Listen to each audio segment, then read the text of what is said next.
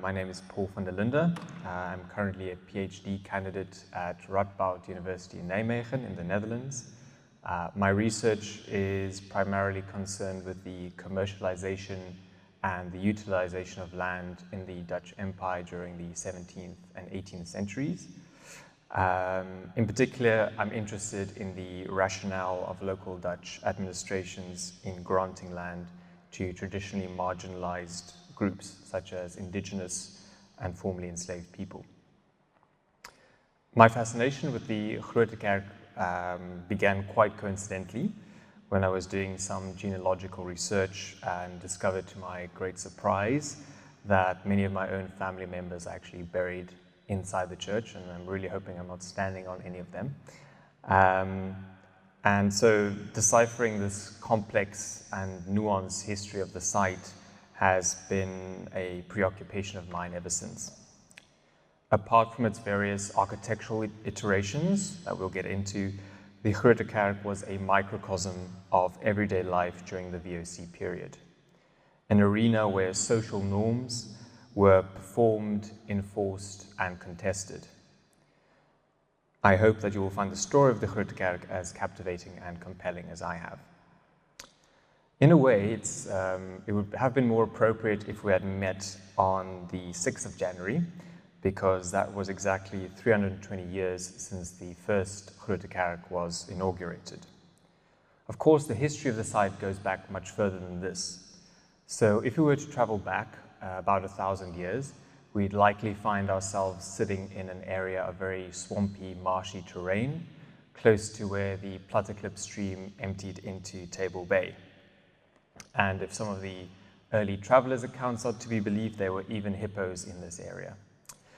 As can be imagined, this patch of ground was extremely sought after by local Khoikhoi groups for their cattle and sheep, and they frequented the Table Valley area on an annual basis. If we now fast forward to that infamous date of 6th of April 1652, we'd be able to see 3 ships of the Dutch East India Company under the command of Jan van Riebeeck in the bay.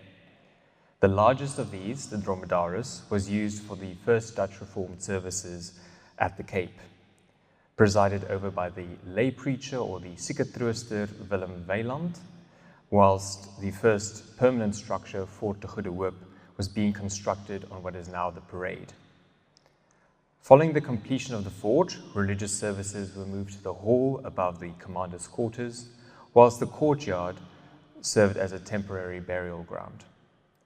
The historian George McCall Thiel provides an interesting description of this makeshift church, stating that the walls were covered with lion and leopard skins.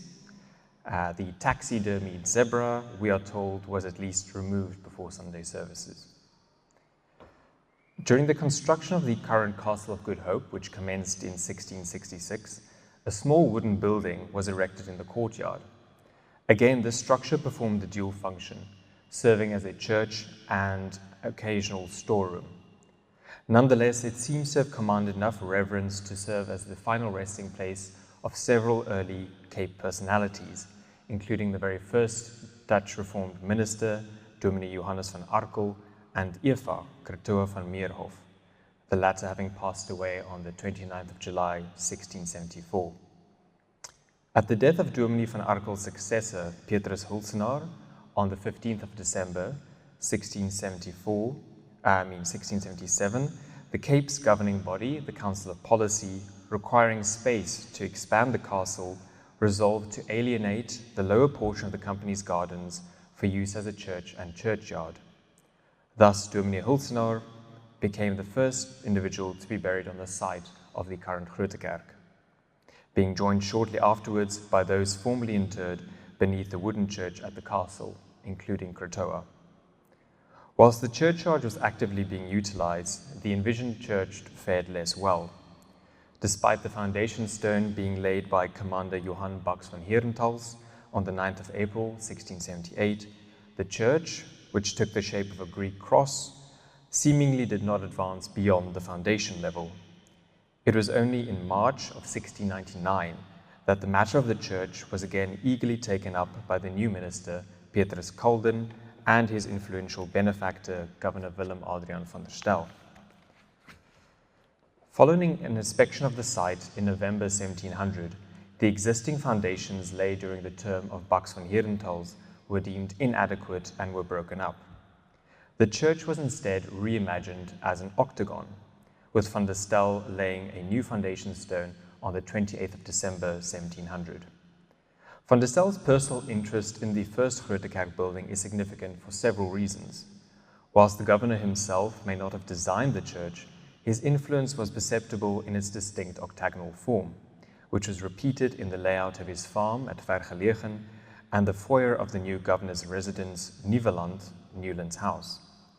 Moreover, apart from allegedly appropriating funds from the church council for the construction of the church, the government was expected to supply churches for free, van der Stel was also accused of billing the council for wood used on Vergelegen. Nonetheless, spurred on by the enthusiasm of the governor and Dominee Calden, the construction of the church progressed rapidly. On the 29th of May 1702, the church council commissioned the freeburger Andries Vinger to carve a pulpit, also octagonal in shape, and by December of the same year, the building was near enough to completion to allow the sculptor Martijn de Mens and the painter Christian Weinoch to beautify the interior.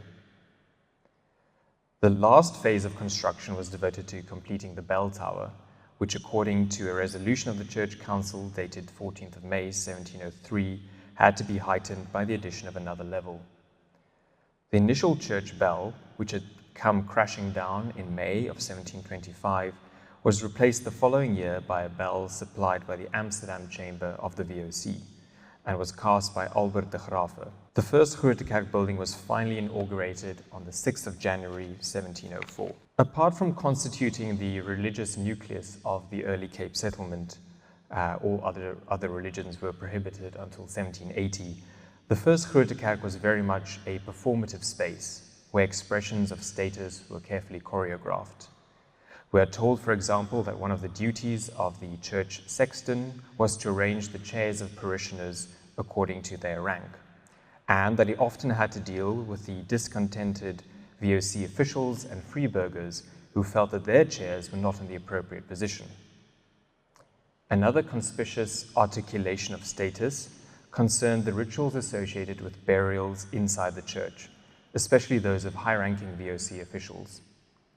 Ironically, the funeral of Governor Reg Tilbach, under whose rule the sumptuary laws were enacted, was one of the most lavish events in the colony. After succumbing to a wasting sickness, possibly tuberculosis, on Sunday, the 11th of August, 1771, Tilbach's body was conveyed from Tuinhuis to the castle by 12 VOC dignitaries at night. From Monday morning until Friday afternoon, the bells of the castle and the church rung in unison 3 times per day for a full hour. On Saturday, the day of the funeral, a massive procession snaked its way from the castle to the blaring of trumpets and the wailing of hired mourners. After Tilbach had been sealed inside his crypt, the insignia of his office, consisting of a crest, helmet, baton, gloves, spurs, and a sword, were decked out on a black velvet cloth in front of the pulpit. You'll notice on the wall there are a number of, well, they're called in English, they're called funerary hatchments. Afrikaans, they're called rouwborde. And these would have been carried in the actual funeral processions of important individuals. And once the person was interred inside their crypt, it was sort of hung in the church as a memorial. So a few notable individuals, for example, the one to my directly to my right, is of Johann Blesius, who, despite his hatchment being here, he is no longer here apparently, and his gravestone is actually in the courtyard of the slave lodge next door, if you want to have a look at that.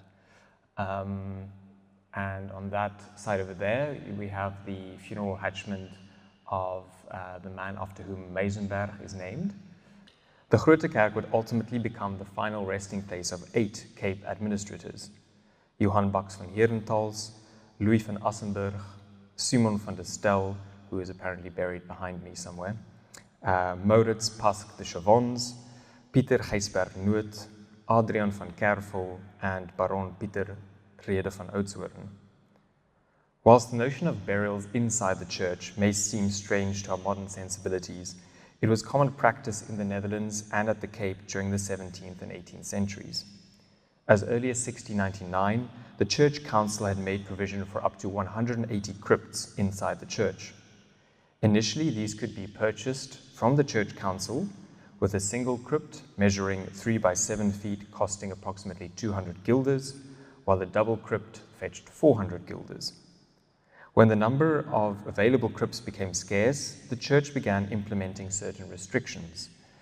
On the 2nd of September 1709, for instance, it was decided that any foreigners wishing to be buried inside the church were required to have the rank of senior merchant or higher. However, this seems to have done little to alleviate the situation, for by 1721, the Church Council adopted a policy that favored renting out crypts as opposed to selling them. A good example of this policy in practice is the history of crypt number 59.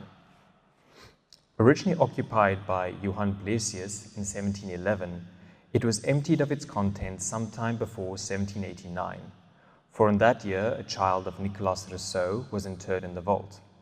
In 1791, crypt number 59 very briefly became the resting place of a certain Captain Steen and his wife, before they too were removed in 1793 to make space for Abraham Rousseau. Rousseau was in turn supplanted by the children of Dominee Skalkwyk, who were interred in 1806, 1807, and 1809 respectively. Where the remains of all these individuals eventually ended up is unclear. However, a beenhuis or an ossuary constructed next to the church in 1737 is a likely contender. Operating in tandem with these practices designed to reinforce social status, such as funerals, were regulations specifically formulated to exclude certain individuals. Thus, while the Church Council was capable of showing extreme kindness towards its European congregants, such as when it agreed to pay for the upkeep of a blind child named Daniel van Eck, it was far less hospitable and even hostile to the enslaved and formerly enslaved. On the 20th of April 1705, the Church Council resolved that all blacks, here meaning formerly enslaved people, requesting financial assistance were to be given no more than 2 riksdollars, this being done to, quote, create a clear distinction between Europeans and blacks, end quote. 2 years later, the Church Council ruled that enslaved children, in principle, were not allowed to be baptized, the exception being those whose mothers were Christian. Finally, on the 2nd of September 1709, it was decided that the burials of Christian free blacks were to be confined to the eastern corner of the churchyard. From 1753 onwards, the first Groote Kerk building came under increasing pressure to accommodate the rapidly expanding population. Despite the addition of galleries above the 2 main entrances in that year, it was deemed necessary to expand the church from an octagon to a rectangle between 1779 and 1781. The last major architectural addition to the church occurred in 1788, when the renowned sculptor Anton Anreith and the carpenter Jacob Graaf were commissioned to replace the old pulpit. According to J.G. Blakenberg, a close friend of Anreith's, the sculptor's original proposal of 3 female figures personifying faith, hope, and love was rejected by the Church Council on the grounds of being immodest. To which an incensed Anreith responded, quote, "You people are incapable of appreciating art. All you understand are lions and tigers." And so we have the current lions behind me here. By the time Anreith's pulpit was consecrated on the 29th of November 1789, the original Groote Kerk was already beginning to suffer from several unsympathetic alterations. The flat roofs covering the 4 corners were prone to leaking. Moreover, rising damp associated with the marshy terrain formed cracks in the wall and caused the 4 central columns to subside. When a piece of one of these columns broke off during a Sunday service on the 8th of February 1835, it was the last straw. A bitter feud concerning the future of the old church ensued, with some congregants advocating for the building's preservation, whilst others proposed the construction of a new church. Subsequent inspections of the building's fabric, notably by architects such as John Groote and Herman Schutte, effectively sealed the building's fate. The repairs required to make the building safe were deemed prohibitively expensive, and on the 31st of October 1836, the Church Council resolved to demolish most of the existing building, leaving only the tower and the consistory intact. With this, Cape Town not only lost one of its most unique and historic buildings, but also countless funerary monuments. Its successor, with its curious Gothic and neoclassical architectural elements, was designed by Schutte and opened on the 31st of January 1841. This second iteration has remained the spiritual heart of Cape Town's Dutch Reformed congregation ever since. Thank you.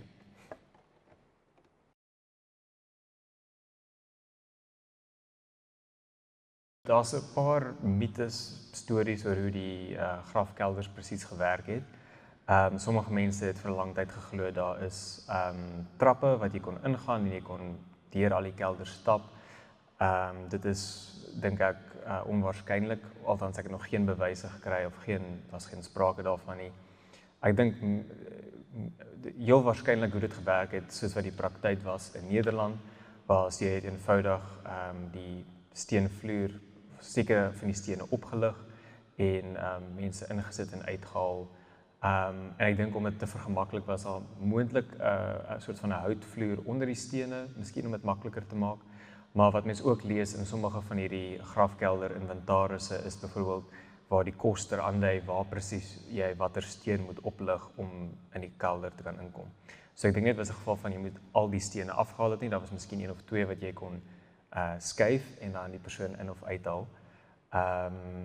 Ja, ek dink dis min of meer hoe dit gewerk het. So dit sou meer van 'n soort van 'n struktuur of kamer gewees het onder die vloer van die kerk.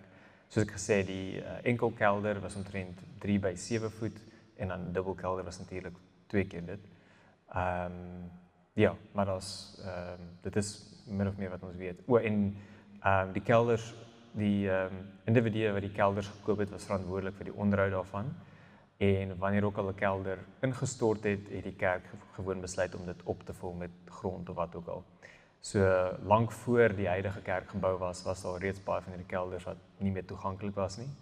En toe die ou kerk finaal afgebreek is, het die kerkraad besluit om begrafnisse binne die kerk te stop. Die kelders wat hulle kon vind is opgevul en die vloer is ook verhoog met ek dink tussen 2 en 4 voet. Maar ons het ontdek dat hulle nie al die kelders gevind het nie, want 'n paar jaar gelede, dis nou voor my tyd, het een van die skoonmakers in 'n kelder ingeval hier aan die linkerkant. Gelukkig was die kelder leeg geweest, maar ons sal baie graag weer op 'n stadium die kelder wil oopmaak en miskien 'n glasvloer oor dit sit om vir mense en vir toeriste te wys hoe die grafkelders gelyk het en hoe dit gewerk het.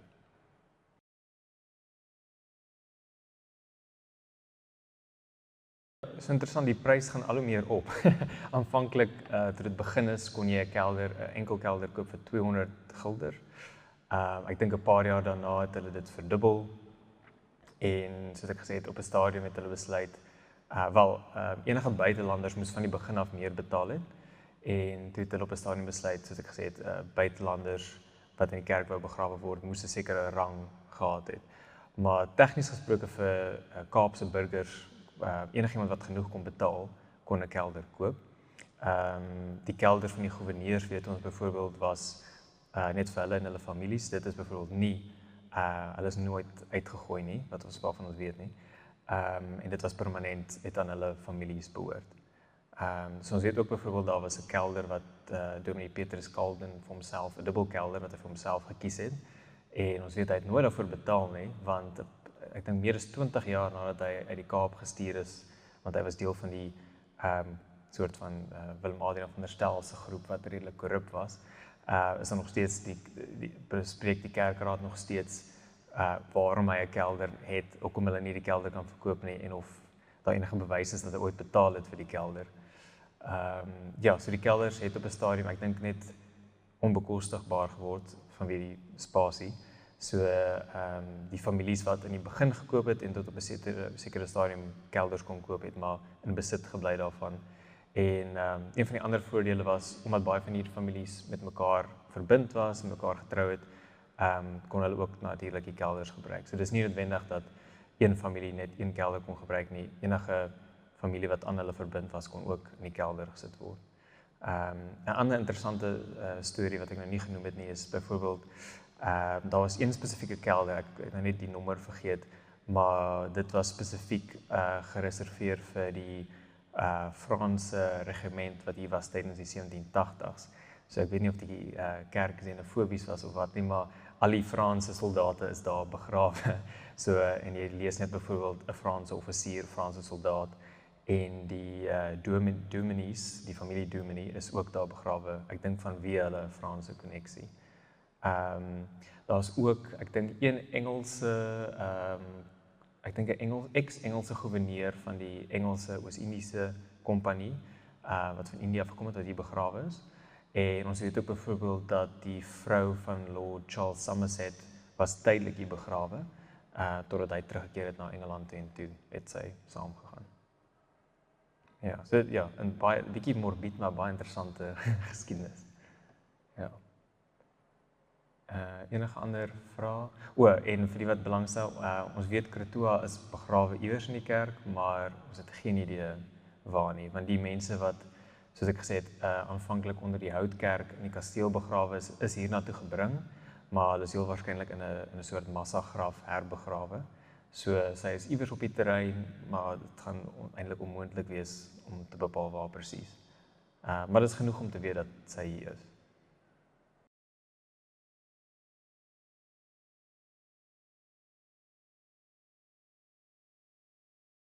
So hier is net nog 'n voorstelling van hoe die ou kerk sou gelyk het. Dis nou na die 4 hoeke uitgebou is. Ek moet ook sê hierdie reëling aan die linkerkant is nuut. Hy was nie altyd hier. So jy kan dink hoe dit was voor die tyd.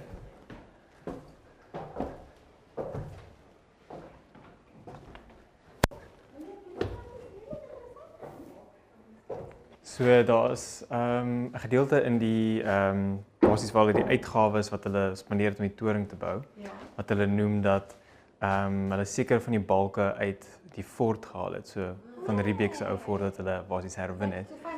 Ek vermoed hierdie twee, want as jy hulle vergelyk met die balke bo byvoorbeeld, hulle is baie eenvormig. Hierdie is, kan jy sien, dit is aanvanklik gebruik vir ander doeleindes. So my teorie is, en ek het geen manier om te bewys sover nie, is hierdie kom miskien uit moontlikheid van Riebeeck se ou fort uit. So dit is van die oudste strukture of hout uit die Kaap uit. Okay, dan is dit nou een vlak en dan is ons by die klokke. So as hulle afgaan, moet ook nie skrik nie.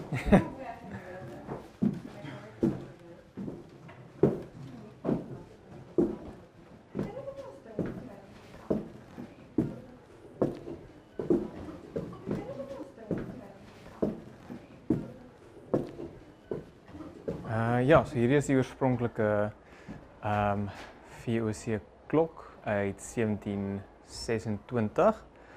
Na die eerste in 1725 neergestort het. Kom ek kyk vir my daardeur. En so jy kan sien die A is vir die Amsterdam Kamer van die VOC en dan die datum en Jan Albert de Graaf die oor dit basies gegiet het. En dan aan hierdie kant is 'n later een uit Londen wat in die jaar 1800 ingesit is. Maar er is ook allerlei interessante dinge op hierdie vlak wat ek sien elke keer iets nuuts. So byvoorbeeld hier kan jy sien het iemand in 1778 'n merk gemaak. Ja, wat ook interessant is op van hierdie balke, so julle sien byvoorbeeld hier's letters en nommers. So dit is ingekerf en natuurlik amper soos IKEA wat hulle dit dan bymekaar moes sit. Dis graffiti van ek dink 1864, 1893. Dis net netjies. Ja. Ja, maar ons wil dit tog hou want dit is al van 'n lewende rekord. Okay. Okay, vir die wat wil, dis die laaste stuk wat ons bo is. Dis interessant want daar kan jy die meganisme sien wat die klok beheer en dan kan jy ook buite omstap as jy regtig nie hoogtevrees het nie, dan kan jy uitsig kry oor Kaapstad.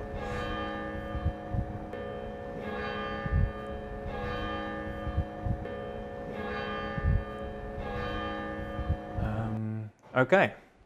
Kom ons buite gaan. Jy nog of jy mooi uitsig oor Kaapstad.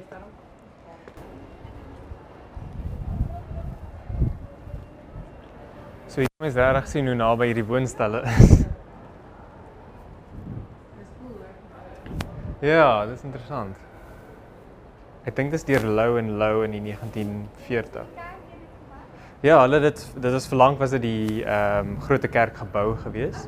Ja. Ek net gou vir julle aan hierdie kant wys. Julle weet seker van of jy het al gehoor seker van Olof Berg. So hy het ook 'n kelderie gehad en sy steen kan jy nog redelik duidelik sien. Hierdie is redelik rondgeskuif nadat hy die nuwe kerk gebou het. So dis nie meer op hulle oorspronklike plek nie. Maar jy is 'n paar bekende van soos Olof Berg, Bouman, Diemer. Hier's 'n moller aan hierdie kant ook. En die groep wat in beheer was in die weeskamer. Hulle het hulle eie bank gehad. Die gouverneur het natuurlik sy eie bank gehad. Die Council of Policy en Council of Justice het hulle eie banke gehad. En ek dink later dan het dit maar meer en meer gewild geraak. Maar as jy die plank oplig, dan kyk jy direk neer op die grond van die kerk basies. En ek het al oor die afgelope 2 jaar of so klein argeologiese toetsgate gegrawe. Net om vas te stel of nog enigiets oor is van die ou kerk. So daar's daar's 'n hele paar.